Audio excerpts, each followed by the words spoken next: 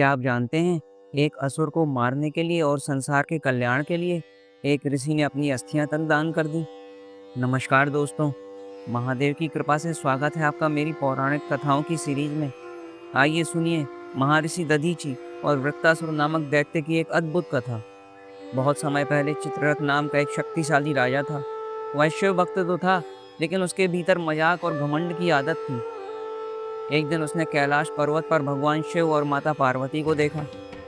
भगवान शिव समाधि में बैठे थे और माता पार्वती उनके पास बैठी थी। चित्ररथ ने हंसते हुए कहा, शिव जैसे योगी को भी स्त्री का मोह हो गया, यह तो बड़ी विचित्र बात है।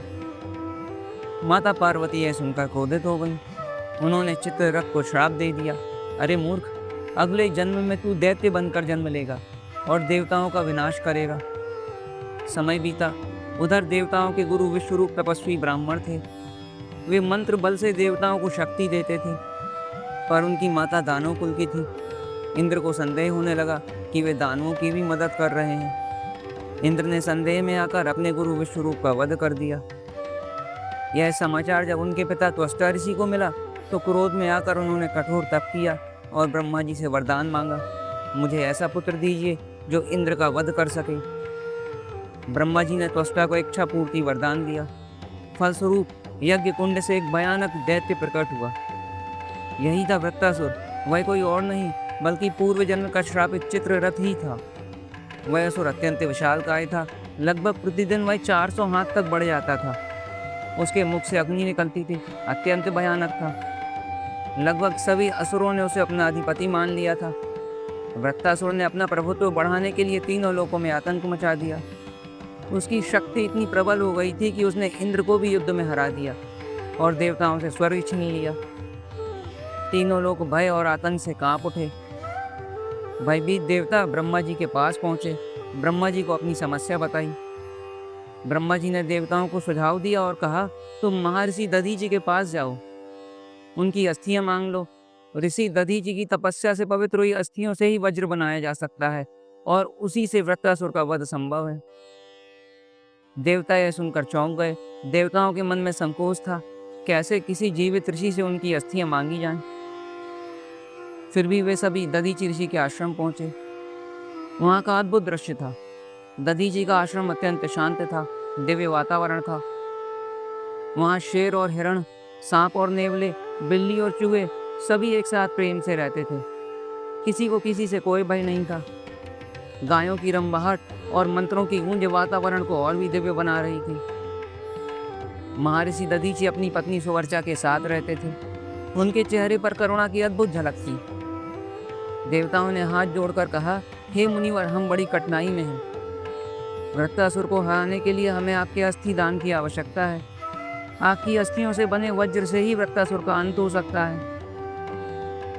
ऋषि दधीचि मुस्कुराए और निसंकोच होकर बोले, यह शरीर तो नश्वर है, परोपकार के लिए शरीर त्यागना मेरे लिए सौभाग्य की बात होगी। यदि मेरी मृत्यु से संसार की रक्षा हो सकती है तो इससे बड़ा सौभाग्य मेरे लिए क्या होगा।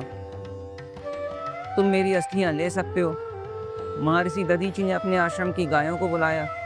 दधीचि समाधि की अवस्था में बैठे। उन गायों ने धीरे धीरे दधीचि के शरीर को चाटना शुरू किया। अंत में केवल हड्डियों का ढांचा बचा। देवताओं ने उनकी अस्थियां ली और विश्वकर्मा से अस्त्र बनवाया। उन अस्थियों से बना वज्रायुध, उसमें ओम की ध्वनि गूंज रही थी। भीषण युद्ध हुआ। देवताओं और असुरों के बीच भयानक टकराव हुआ। इंद्र ने दधीचि की अस्थियों से बने वज्र को उठाया और पूरे संकल्प से उसे वृत्तासुर पर फेंका। वज्र वृत्तासुर के हृदय में लगा और वह भूमि पर गिर पड़ा और इस तरह दैत्य का अंत हो गया और देवताओं ने फिर से स्वर्ग प्राप्त कर लिया। महर्षि दधीचि का यह बलिदान आज भी त्याग, परोपकार और धर्म के प्रति समर्पण का प्रतीक माना जाता है। यह कथा हमें 3 बातें सिखाती हैं। पहला, संदेह विनाश लाता है। इंद्र के संदेह से इतना बड़ा संकट उत्पन्न हुआ। दूसरा, श्राप और कर्म कभी व्यर्थ नहीं जाते। चित्ररथ का मजाक ही वृत्तासुर का कारण बना।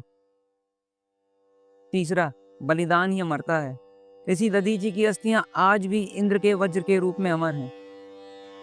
तो दोस्तों, यह कथा हमें याद दिलाती है कि असली ताकत किसी शस्त्र या राज्य में नहीं बल्कि त्याग और धर्म में होती है। और जो अपने प्राणों का बलिदान धर्म के लिए कर देता है वह कभी नहीं मरता, वह अमर हो जाता है। तो अगर आपको मेरी यह पौराणिक कहानी अच्छी लगी हो तो लाइक और शेयर ज़रूर करिए। कमेंट्स में जय महादेव लिखिए।